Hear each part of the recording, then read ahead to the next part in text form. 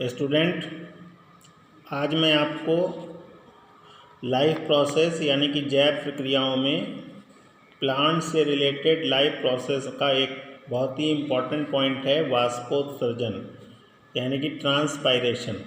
ठीक है, इसको एक्सप्लेन कर रहा हूँ, ध्यान से आप इस वीडियो को देखें। देखिए, ट्रांसपायरेशन या वाष्पोत्सर्जन एक लाइफ प्रोसेस है जिसमें प्लांट वाटर को वाष्प के रूप में उत्सर्जित करते हैं।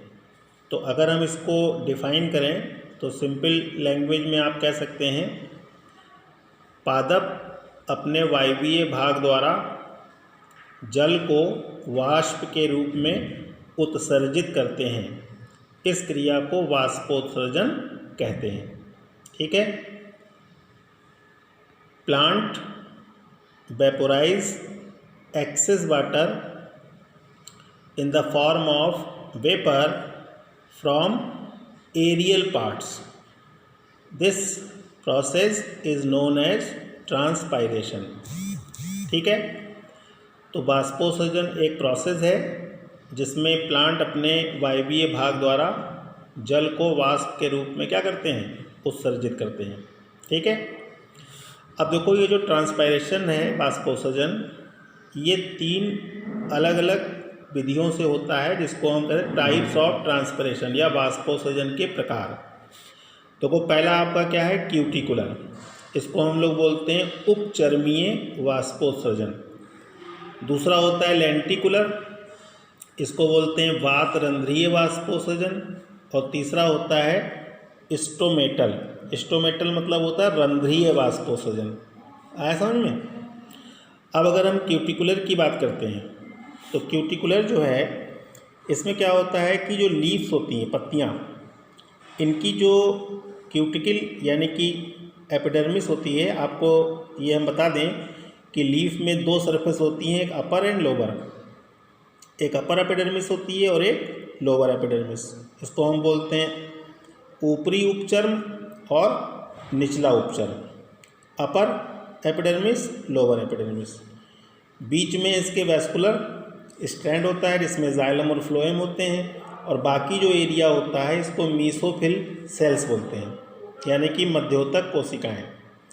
तो जब जो वाटर है, जब इसके क्यूटिकल जो है यानी कि जो इसका एपिडर्मिस या चर्म स्तर जो है, अगर उसके माध्यम से वाटर वेपोराइज होता है, समझ गए, तो इस प्रोसेस को हम लोग क्या बोलते हैं, क्यूटिकुलर। आमतौर पे ये नाइट के समय होता है, जिस समय हमारे जो लीफ में स्टोमेटा होते हैं, रंध्र, वो क्लोज होते हैं। तो ऐसी कंडीशन में अगर एटमॉस्फेरिक टेम्परेचर बढ़ रहा है तो उस कंडीशन में वाटर का कुछ परसेंटेज वेपोराइज होता है क्यूटिकल की अपर एंड लोअर सरफेस से। समझ गए?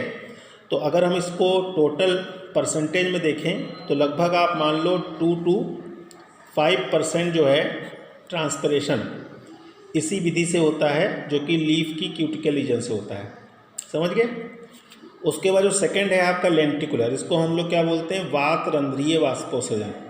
देखो, ये जो वाष्पोत्सर्जन है, ये स्टेम यानी कि तने पर जो लेंटिसेल्स होते हैं, इनको हम लोग बोलते हैं वातरंध्र। आपने देखा होगा कि स्टेम जो होते हैं, बड़े बड़े जो वृक्ष ट्रीज होते हैं, उनमें देखा होगा स्टेम में कुछ स्थानों पर पिट्स होते हैं यानी कि गड्ढे।